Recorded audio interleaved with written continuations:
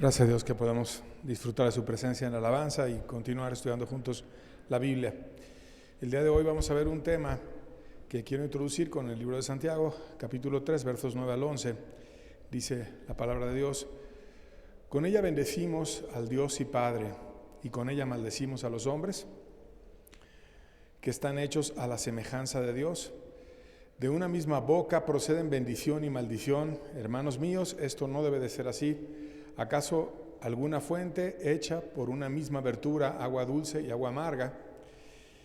Y aquí nos está haciendo una figura la Biblia, hablando sobre el uso de la palabra que sale de nuestra boca o a través de nuestra lengua. Y dice que el uso de la palabra tiene una gran capacidad de hacer el bien o hacer el mal.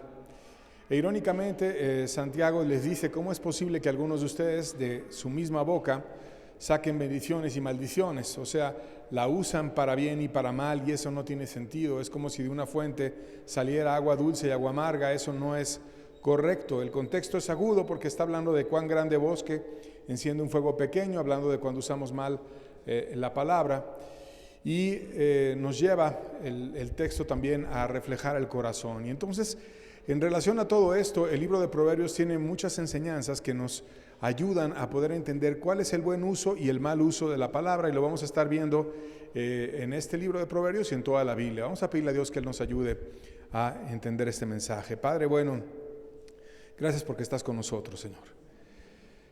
Déjanos ver bien la fuente, Señor. Déjanos ver bien el agua dulce, Señor. Déjanos ver bien el agua amarga, Señor. Ayúdanos a ser bendición para los demás, Señor. Enséñanos tu palabra, Señor, tal cual es, sin andar maquillando, ni quitando, ni poniendo, sino como tú la dejaste, Señor. Así la queremos entender, Señor. Quita toda confusión al respecto, Señor, en nuestras mentes, en el nombre de tu Hijo amado. Amén. Sobre el doble empleo que se da al uso del habla, hay un ejemplo interesante, hablando de la palabra celo, que quiere decir hirviente en el griego, y se refiere a un buen deseo de hacer una cosa bien, obedeciendo una ley justa en la naturaleza o en los seres o en las cosas. Pero cuando tú le agregas una S, celos, es un mal deseo, que está casi igual, pero refleja algo totalmente diferente, un mal deseo, algo egoísta, algo malintencionado, que expresa un mal estado del ánimo, o sea, del alma, también hablando del origen de la palabra. Y siendo muy parecidas, a veces se pueden confundir, y la misma confusión ocurre en el uso del habla, y hay una gran confusión al respecto sobre cuándo es posible decir cosas, cuándo no es posible, qué es correcto, qué es incorrecto, y es lo que vamos a ir aclarando a lo largo del mensaje. Esa dualidad sobre la posibilidad del uso del habla la explica el libro de Proverbios. Proverbios 11, versos 8 al 9, dice que existen dos formas para usarla. El justo es librado de la tribulación, mas el impío entra en lugar suyo. El hipócrita con la boca daña a su prójimo, mas los justos son librados con la sabiduría. Aquí está hablando del justo y del hipócrita, y te describe al justo que es librado de la tribulación, que es un problema grande, y que es librado mediante la sabiduría. Esto necesariamente implica que tuvo que haber expuesto con sabiduría sus razones y hablar lo que fuera necesario. Y luego te pone del otro lado al impío, que lo describe como hipócrita porque daña a los demás con el habla. Es decir, una persona que simulaba ser cristiano, pero que era hipócrita, y que habla pero no convence a Dios, que en el fondo no ve las palabras, sino ve el corazón. Y entonces termina entrando en tribulación. Ahora el problema va a ser suyo, en lugar del justo. Entonces el mismo uso del habla para el justo trae sabiduría y trae justicia, y para el impío esconde hipocresía y daña al prójimo. Un versículo que te dice las dos formas en las cuales podemos tratar a una persona. Esta verdad que Salomón nos comparte en el libro de Proverbios la recibió de su padre David, que también escribió el Salmo 15, y vamos a ver una parte de ese Salmo. Salmo 15, versos 1 al 3, dice: Jehová, ¿quién habitará en tu tabernáculo? O sea, ¿quién va a estar en tu presencia? ¿Quién morará en tu monte santo? El que anda en integridad y hace justicia y habla verdad en su corazón. El que no calumnia con su lengua, ni hace mal a su prójimo, ni admite reproche alguno contra su vecino. Y de nuevo en un pasaje te refleja los dos tipos de formas de hablar, dos tipos de personas, el que calumnia y el que habla verdad. Y te dice que hay que hacer como el que anda en integridad y hace justicia. Esto implica que hay que averiguar lo que conviene a la justicia, que no quiere decir que tengas la boca amordazada o que no digas nada, sino dice que expongas la verdad, que no andes con engaños, que cuentes las cosas tal cual son, que busques la justicia, que no andes en hipocresías ni en simulaciones. También dice que no calumnies, sino que busques lo mejor para todos y que no aceptes calumnias cuando éstas se presentan. Y cuando se muestran pasajes de una manera solamente parcial hacia un lado, hay personas que los empiezan a interpretar de manera que te anulan la posibilidad de hablar o decir la verdad. Y descontextualizan el asunto de la calumnia o del chisme y te empiezan a poner una forma súper radical de presentar el habla para que te quedes con una especie de candado y no digas nada, no hagas nada, no participes de nada. Y es lo que quisiera explicar. ¿Qué es calumnia? ¿Qué es chisme? ¿Qué es el mal uso del habla? ¿Y qué es el buen uso del habla? Que estamos viendo, la Biblia nos habla del bueno y del malo y hay que aprender a hacerlo de una manera correcta. Y vamos a ver ejemplos del mal uso para iniciar con esa parte y después del buen uso y vamos a ir entendiendo cada vez de una forma más clara la verdad. Dice la Biblia que todo nace no de la boca sino del corazón. Proverbios 16 versos 27 al 28 dice: el hombre perverso cava en busca del mal y en sus labios hay como llama de fuego. El hombre perverso levanta contienda y el chismoso aparta a los mejores amigos. Y aquí te está diciendo cómo es una persona cuando está desviada, es perversa, que busca solamente el mal, que anda viendo de qué manera investigar e indagar y revisar la vida de los otros, pero no porque quiera hacer algo justo o algo correcto, sino que busca calumniar, busca separar, busca chismear, busca generar divisiones y busca hacer daño. Y esto le llama a Dios perverso. También en ocasiones tiene una ligereza extrema. Proverbios 29:20 dice: ¿has visto a hombre ligero en sus palabras? Más esperanza hay del necio que de él. Y esto me ha llevado a reflexionar bastante, porque cuando alguien es ligero en sus palabras es una persona que hace promesas superficiales, que no evalúa, que habla sin cuidado. Y dice, el necio, que ya hemos estudiado que es el lado opuesto al sabio, tiene más esperanza, porque al menos el necio piensa los argumentos.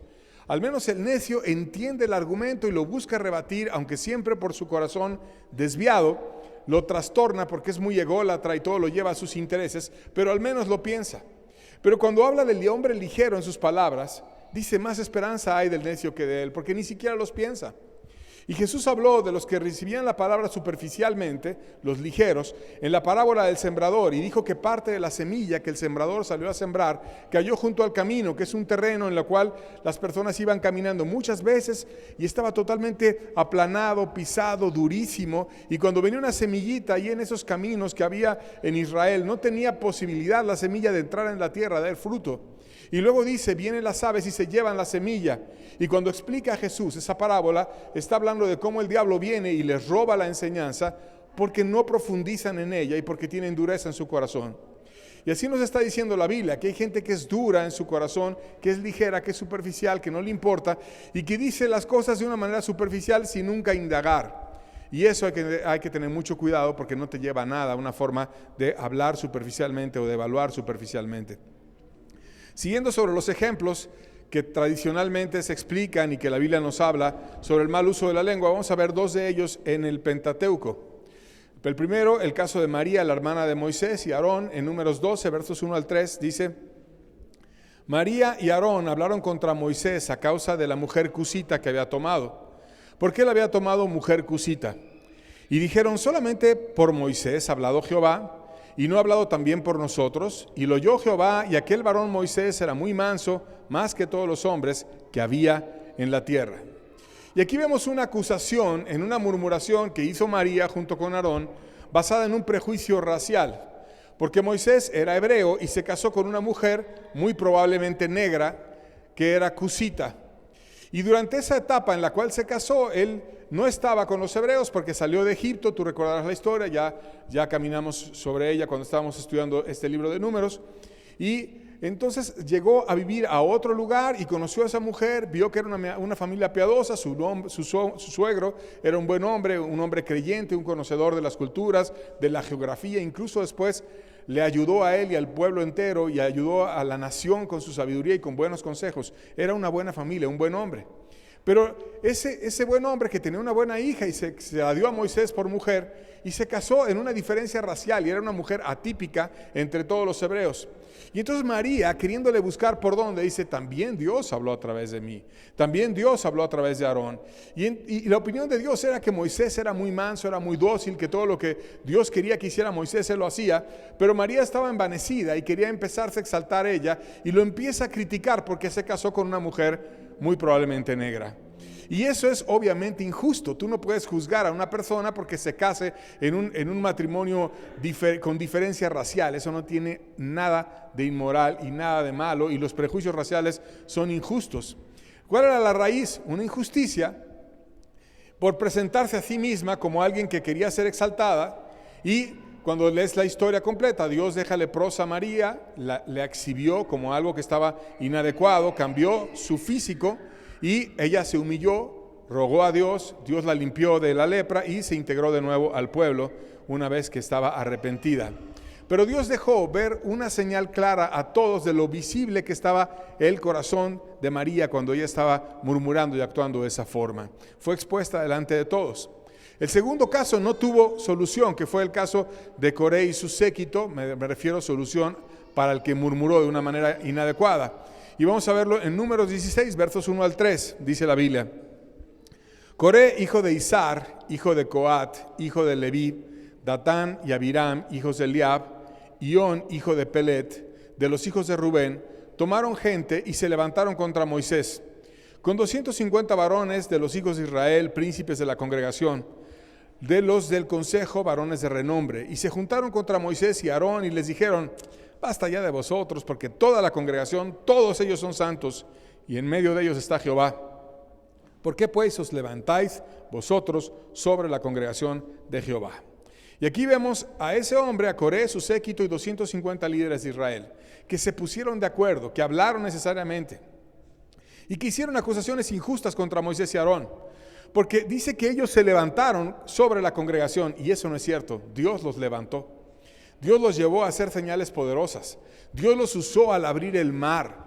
Dios los usó al cambiar las aguas en sangre y tantos milagros que hicieron portentosos en Egipto hasta que convencieron a un faraón necio para que los dejara ir.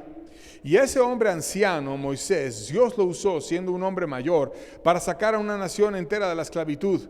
Y cuando vemos la historia, al principio Moisés no quería ni ir. Pero Dios le atrajo a través de un milagro, de una zarza que ardía pero que no se quemaba, y empezó a tener curiosidad y se acercó y fue viendo el poder de Dios, y entonces Dios lo puso, Dios lo levantó, Dios lo usó, Dios lo llevó para librar a la nación. Pero ellos dijeron: no, ustedes se pusieron, y empezaron a degradarlos, a minimizarlos y a murmurar. ¿Por qué? Porque querían el liderazgo ellos, querían ponerse en un lugar en el cual a ellos Dios no los había puesto. Y a diferencia de María, ellos no se humillaron. Y cuando lees el contexto, se abrió la tierra y descendieron vivos al Seol, y toda la nación corría para apartarse, sintiendo que ellos también podrían caer junto con Coré y su séquito. Y los 250 que fueron y ofrecieron fuego extraño y tenían un corazón desviado ayudando a Coré, también fueron consumidos por un juicio de parte de Dios. De tal manera que Dios da oportunidades, pero si no se aprovechan, como la tuvieron estos hombres que en algún momento pudieron haberse arrepentido, como María que se arrepintió, entonces vienen los juicios. ¿Y qué hacer nosotros cuando vemos algo así? Hay que mostrar una actitud no solapadora ante estos actos. Proverbios 25, verso 23 dice: el viento del norte ahuyenta la lluvia, y el rostro airado la lengua detractora. O sea, cuando ves una lengua detractora que no es correcta, que agravia, que denigra, que ofende, que dice injusticias, que difunde opiniones negativas con propósitos egoístas, ¿qué es lo que dice Dios que debemos hacer? Mostrar un rostro airado. No está bien lo que tú estás haciendo, se debe de reprender, y eso va a servir, así como el viento del norte, hablando de la geografía del lugar, ahuyenta la lluvia. Aún advertir que Dios traerá juicio a quien así obre. Salmo 101, verso 5 dice: al que solapadamente infama a su prójimo, yo lo destruiré.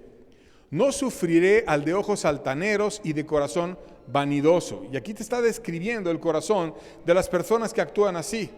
Dice, al que solapadamente, o sea, con cautela, de forma disimulada, con ficción, por ejemplo, mandando a otros, aventando la piedra, escondiendo la mano, infama, o sea, que le quita la buena fama, que estimula para degradar el nombre del prójimo.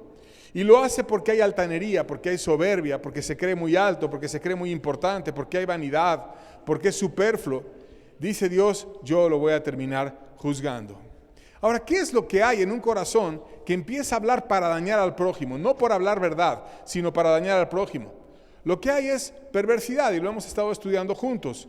Hay un corazón que se desvió, hay un corazón que no ve a Dios, que hay heridas no sanadas, que hay un testimonio de una falta de vida, que hay intereses personales tratando de alinear a los demás hacia sus ideas, y hay persuasiones que no te llevan a Dios y a la justicia, sino a los intereses de un grupo manipulador.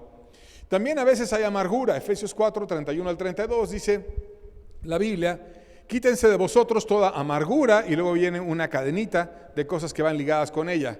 Enojo, ira, gritería, maledicencia y toda malicia.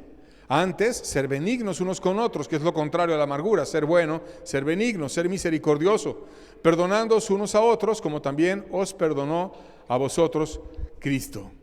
Entonces, cuando una persona tiene amargura, luego empieza a venir esa cascadita de cosas, enojo, ira, gritería, maledicencia y malicia.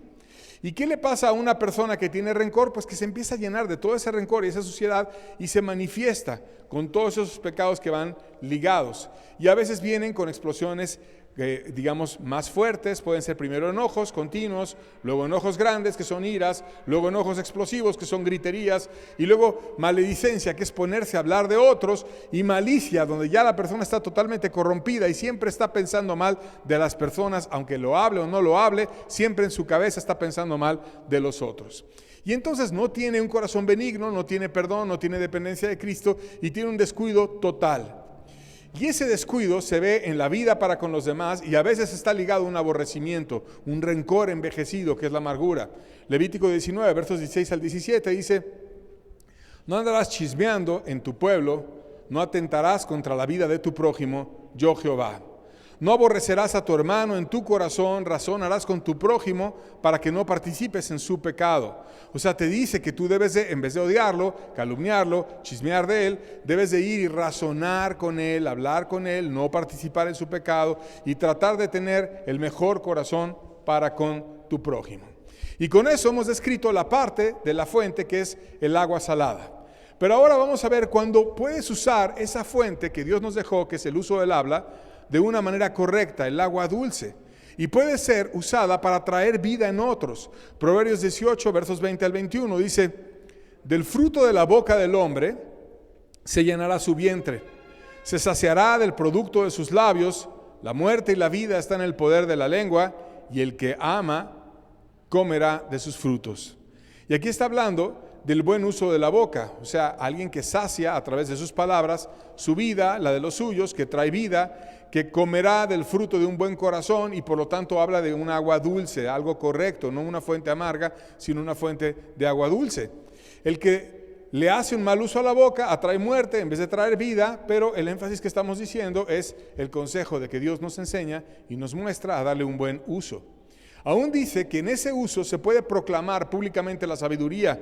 Proverbios 1, versos 20 al 21, dice, la sabiduría clama en las calles, alza su voz en las plazas, clama en los principales lugares de reunión, en las entradas de las puertas de la ciudad, dice sus razones. O sea, está invitando a las personas al cambio, lo hace públicamente, en cualquier oportunidad que tiene para hacer bien, da razones a todos, desde que entran a la ciudad, y todas las personas, desde que entraban a la ciudad, pasaban por la puerta y estaba alguien proclamando la sabiduría. Entonces, hay dos formas de usar el habla, para hablar verdad, para hablar lo que conviene, para hablar actos de justicia, para hablar lo correcto, lo cierto, o usar el habla para murmurar, para chismear, para dañar, para calumniar. Y es lo que quisiera que nos quedara claro en esta verdad que estamos explicando, el saber escoger cómo usar el habla. Los fariseos llevaban los mandamientos al extremo, de tal modo que culpaban a otros poniendo pesas falsas y se justificaban a sí mismos. Solo ponían cargas pesadas en los demás y ellos ni las vivían. Y los fariseos modernos hacen exactamente eso. Te dicen, no investigues, no hables, no veas, no revises, no juzgues, no nada. Y te empiezan a exagerar la parte de la murmuración y te prohíben hablar cualquier cosa. Y eso está mal, porque eso no dice la Biblia. La Biblia dice que está mal que tú hables cosas con un mal corazón. Las sectas, cuando te pones a estudiar, restringen el acceso a la información en nuestro tiempo y en tiempos pasados para hacer daño, y lamentablemente esa restricción que muchas veces los feligreses aceptan se descubre cuando ya es muy tarde. Te hacen una especie de lavado de cerebro y por cobardía o pasividad la gente acepta que le restrinjan el acceso a la verdad. Los estudiosos de los abusos religiosos han detectado que los líderes sectarios reconstruyen la realidad, la definen de nuevo, te dicen qué es aceptable y qué no es aceptable. Y entonces un líder siempre te empieza a explicar en un sistema totalitario de creencias qué tú puedes hacer y qué tú no puedes hacer. Hay un caso interesante de un psicólogo que se llamó Robert J. Lifton, que él decía cómo las sectas utilizan para manipular muchas estrategias. Pero como no puede estar una persona manipulando todo el tiempo, entonces el líder iluminado te da frases cortas que se queden en ti para que se quede esa frase como en tu mente, llevándote a la verdad a la cual te quieren motivar. Por ejemplo, el grupo NXIVM, que esclavizaba a mujeres sexualmente, te decía, no te dejes gobernar por el miedo. Y parece una frase, bueno, que puede tener algunas cosas buenas, pero te la decían dentro de un contexto de que liberaras tu forma de ser, tus límites, y empezaras a actuar de una manera sexualmente liberal. Y entonces de repente tú nada más recordabas la frase, no te dejes gobernar por el miedo, y empezaban a hacer todo tipo de abusos. Otros te dicen, no pienses, yo te digo qué es lo correcto, yo te reporto, no te involucres, no murmures. Palabras así cortas, frases cortas que se te quedan en la mente y que te llevan exactamente a andar como ellos quieren que anden. Previo al suicidio de las 918 personas en la Guyana, en Johnstown, que ya lo hemos descrito, de Jim Jones, que él llevó a muchas personas a suicidarse. Él dijo que estaban rodeados por guardias armados y había personas que estaban a la orilla y que podían revisar si verdaderamente el gobierno los estaba rodeando y era cierto lo que decía el líder. Sin embargo, a pesar de que no había señales y sabían que estaban mintiendo, no fueron y lo dijeron. Y entonces, de forma autoritaria, ese hombre perverso empezó cada vez a hacer mayores maldades hasta que llevó a que muchos terminaran muriendo. Y su silencio, los que se alcanzaron a dar cuenta de que era mentira lo que estaba diciendo, les salió caro, porque muchos terminaron asesinados, niños, otros muertos, y fue una triste ocasión en la cual se hizo muchísimo daño. Y así en cada una de las tragedias sectarias que han habido, casi siempre se puede ver cómo te restringen el uso del habla. Por ejemplo, la secta de la Orden del Templo Solar. Ellos mezclaban el cristianismo primitivo, hablaban de ovnis, de New Age, de francomasonería, y se decía que era un grupo pacífico. El hijo de uno de sus miembros fue sacrificado en una casa porque creían que era el anticristo, el hijo. Y otros vieron el sacrificio y no advirtieron, y no analizaron lo sucedido. Y usaban técnicas en la secta como que evitaban que los miembros cuestionaran al liderazgo y a las creencias, y restringían mucho la comunicación con personas fuera del grupo. Poco después, una serie de personas en el círculo interno cometieron un suicidio en masa y otras fueron asesinadas o asfixiadas hasta la muerte. Y cuando ocurrió ese suicidio, se vistieron con batas ceremoniales. Entonces, por no cuidar el asesinato de un niño y por no abrir las cosas y por no decir, a ver, ¿qué está pasando? No es correcto esto, vamos a analizarlo, vamos a juzgarlo. Por creerle a un liderazgo que está fallido y que debe de ser cuestionado y que puedes hablar y decir lo que no estás de acuerdo para que se puedan ver las cosas. Pero cuando no hay valientes, cuando no hay personas que abren la verdad, entonces terminan viniendo tragedias muy grandes y muchos de ellos terminaron muertos ahí con su bata ceremonial. El movimiento para la restauración de los 10 mandamientos de Dios en Uganda, que aisló a sus miembros de los vecinos en una colina hermosa, que había una cascada lejana que estaba muy bonita y que era dirigida por exmiembros católicos que habían sido expulsados de su religión, pero que terminaron a la larga encerrándose con los miembros en un edificio rociado por gasolina y fueron quemados vivos. Las personas que contemplaron de lejos la tragedia describen que el olor a la carne quemada olía horrible y muchos no pudieron comer carne durante meses después del recuerdo de esa tragedia. Las características de los creyentes es que ellos vivían en silencio. Incluso usaban señas para comunicarse.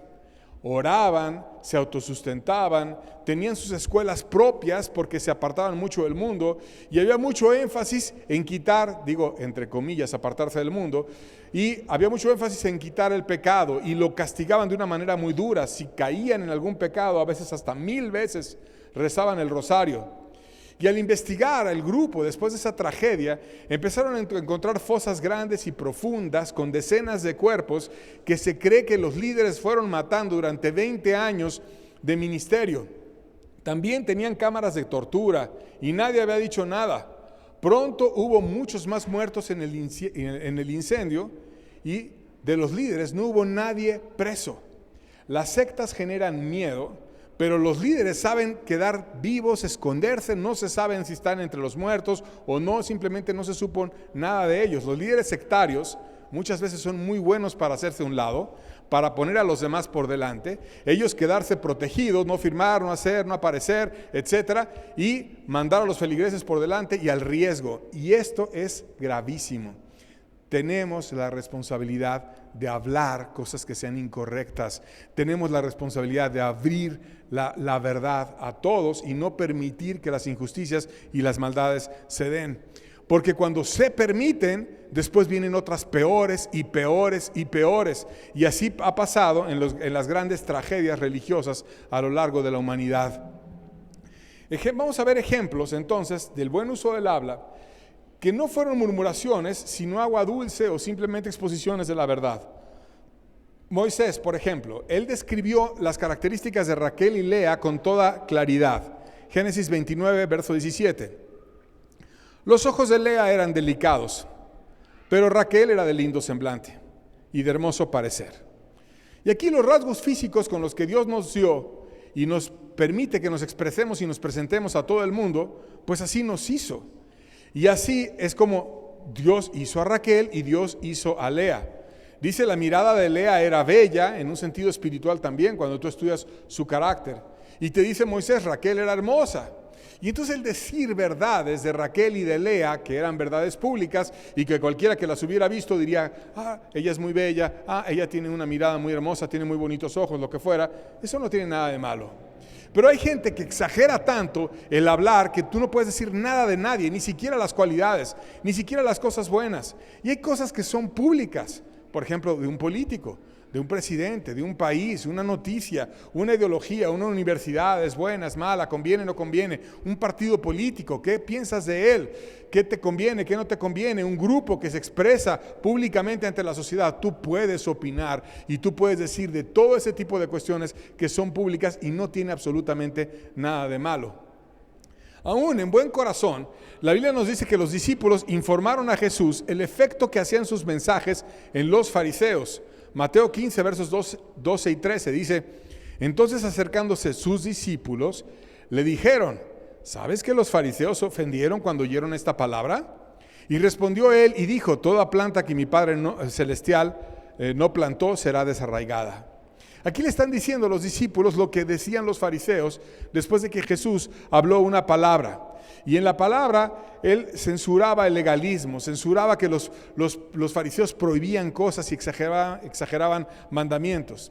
Y entonces Jesús viene y escucha a sus discípulos y le dicen, mira, ellos son una planta que no plantó mi Padre. O sea, más agudamente la verdad. Ellos se levantaron a sí mismos y ¿sabes lo que le va a pasar a esos fariseos? Van a ser desarraigados. Pero no reprendió a los discípulos diciendo, son chismosos, son metiches, son murmuradores. ¿Cómo te pones a hablar de los fariseos? ¿Por qué dices eso de los fariseos? Si no estaban hablando verdad, tenían una duda y tenían derecho a preguntarle a Jesucristo de la duda, en este caso respecto a los fariseos. Y Jesús les habla y les amplía el entendimiento que ellos tenían hasta ese momento del estado de los fariseos. Aún más, Jesús exponía a los fariseos ante todos. Y aún dijo que hipócritamente hablaban a escondidas y que exhibiría todas sus maldades aún en las azoteas. Lucas 12, versos 1 al 3, dice: entonces juntándose por millares la multitud, y lo puse en mayúsculas para dejar el énfasis claro, tanto que unos a otros se atropellaban, había mucha gente y todos querían oír, comenzó a decir primero a sus discípulos: primeramente, guardaos de la levadura de los fariseos. Y decía de quién era la levadura, que es la hipocresía. Porque no hay nada encubierto que no haya de descubrirse, ni oculto que no haya de saberse.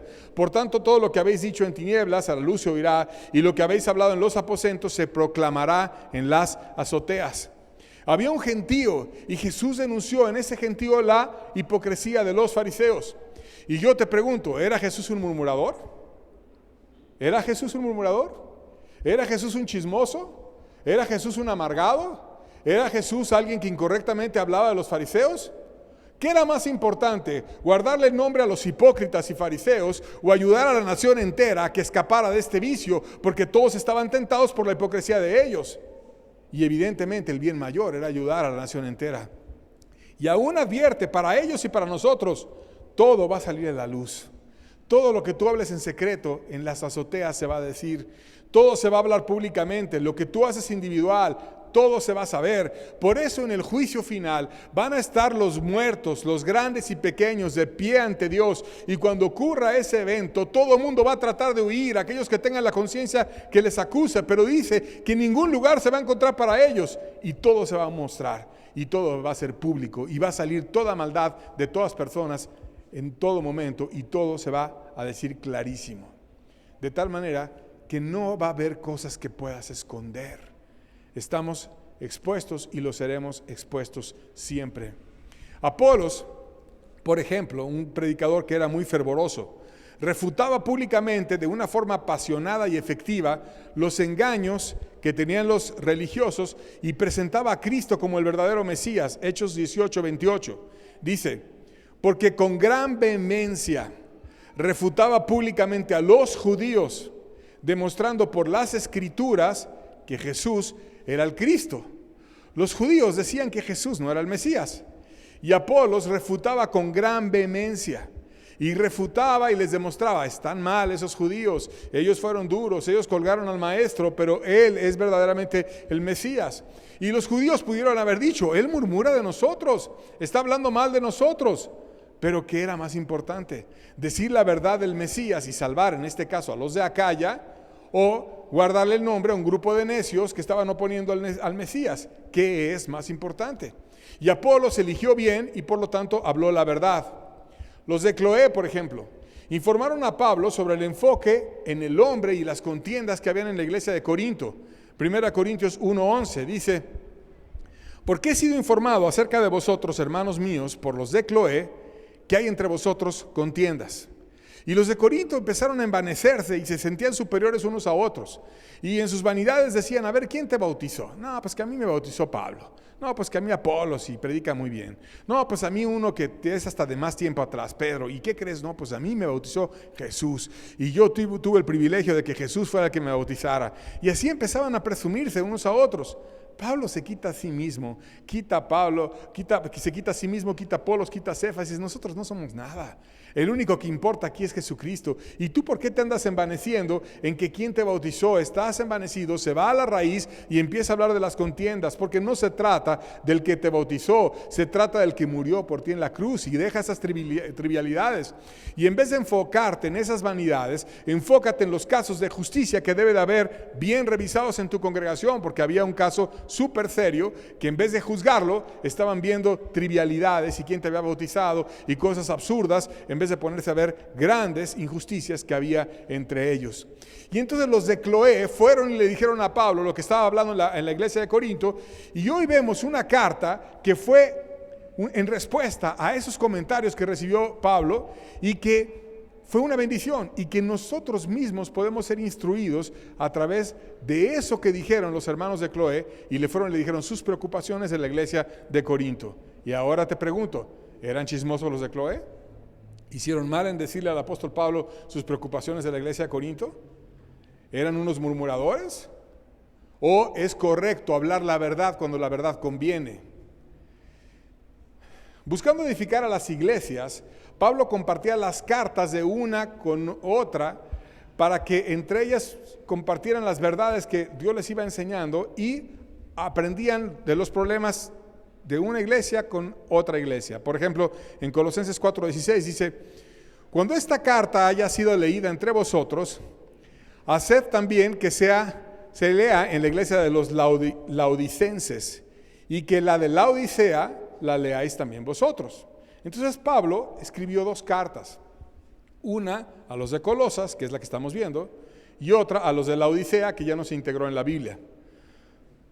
Pero a los de Colosas les dice: esta carta se la pasan a los de Laodicea, y la que les mandé a los de Laodicea la estudian ustedes. Ahora, cuando ves, ¿qué le dijo a los de Colosas? Que es la carta que tenemos.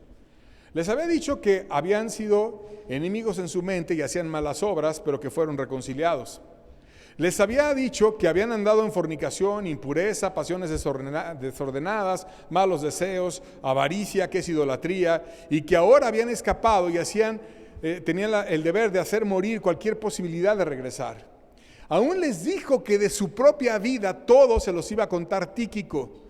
O sea, Pablo hacía pública su vida con la iglesia y decía lo que él tenía con la iglesia. En cuanto a mí, todo se los va a hacer saber Tíquico. Y ahí va Tíquico, un colaborador de Pablo, que lo conocía bien y le decía: estos problemas tiene Pablo, aquí están sus problemas legales, porque tenía dificultades en diferentes etapas de su vida, o lo que fuera de Pablo. Tiene esas angustias, aquí lo apedrearon, aquí lo golpearon, aquí lo que fuera. Está tentado, vamos a orar, vamos a ayudarlo. Todo se lo decía a la iglesia.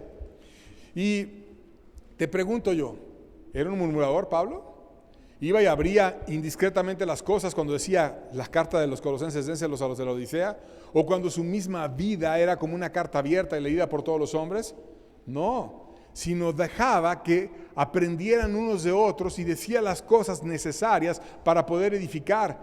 Y tan eran necesarias que aún nosotros estamos aprendiendo a través de esas cartas para ver cómo es que aquel apóstol, que era un perito, arquitecto, que era un experto en poner bien el fundamento, que sabía edificar bien las iglesias, cómo le hizo Pablo para hacer iglesias que tuvieran vida, para que el día de hoy podamos hacer una iglesia que tenga vida. Entonces podemos ver qué enseñó Pablo a esa iglesia, qué enseñó Pablo a Corinto, qué enseñó Pablo a Galacia, qué enseñó Pablo a las iglesias, para que nosotros tengamos esa misma bendición. No tiene nada de malo que se digan en buen espíritu las cosas. Pablo aún compartió testimonios de apóstoles con las iglesias para edificarles, aunque fueran hechos que no ocurrieron ahí. Gálatas 2, versos 11 al 13, ya lo hemos leído, pero vamos a remarcar esta verdad. Dice: cuando Pedro vino a Antioquía, le resistí cara a cara, porque era de condenar. Pues antes que viniesen algunos de parte de Jacobo, comía con los gentiles, y después que vinieron se retraía y se apartaba, porque tenía miedo de los de la circuncisión. Y en su simulación participaban también los otros judíos, de tal manera que aún Bernabé fue arrastrado por la hipocresía de ellos. Y esto es un escrito a la iglesia de Galacia sobre los hechos que ocurrieron en otra iglesia, que fue la de Antioquía. Y cuando Pedro llegó a Antioquía, se comportaba como gentil con los gentiles. O sea, no andaba cuidándose que si comía carne de puerco, no, cuidándose que si era la fiesta de esto o de lo otro, o cuidándose de rituales judíos. Andaba como gentil. Pero después vinieron otros de parte de Jacobo que tenían las ideas judaizantes, y entonces se retraía y se apartaba y simulaba. Y tentó a los demás a esta práctica. Y Pablo se va a la raíz: eres hipócrita, eres cobarde, te da miedo de enfrentar a esos judaizantes, y lo resistí cara a cara. No tienes por qué andar de cobarde, lo resistí. Y aún viene y lo expresa. Y lo deja Dios en la palabra y nos muestra un tropiezo del apóstol Pedro, que de hecho es una de las personas de las que más se describe su carácter. Las cosas buenas, cuando reconoció al Mesías, cuando dijo: ¿a dónde más iremos si tú eres aquel que tienes palabras de vida eterna? Tú eres el Hijo del Dios viviente, el Cristo. Cuántas cosas buenas Dios nos dio a través de este apóstol, pero también nos enseña sus caídas, sus problemas, sus dificultades. Y aquí nos habla de una de las que tuvo. Y sabemos que Dios lo restauró. Pero nos deja Dios la carta abierta de Pedro y nos enseña absolutamente todo. Aún los evangelistas, cuando lees los 4 evangelios, describieron muchos actos que bajo la interpretación extrema que hoy muchos fariseos dan de la murmuración podrían censurarse. Pero ellos hablaron lo que era verdad y lo que era el bien mayor. Y vamos a dar ejemplos. Por decir, de los políticos. Hablaron del rey que gobernaba cuando Jesús nació, Herodes el Grande, y dijeron que él hizo el asesinato de los niños en Belén y hasta citaron la profecía que cumplió ese rey.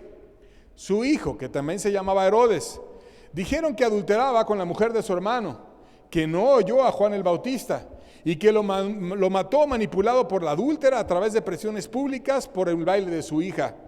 Eso hablaron del rey. De Pilato, que era el procurador romano, que por quedar bien con todos condenó a Jesús injustamente. Hablaron de los ricos, porque hablaron de un joven rico que prefirió los tesoros en la tierra que los tesoros en el cielo.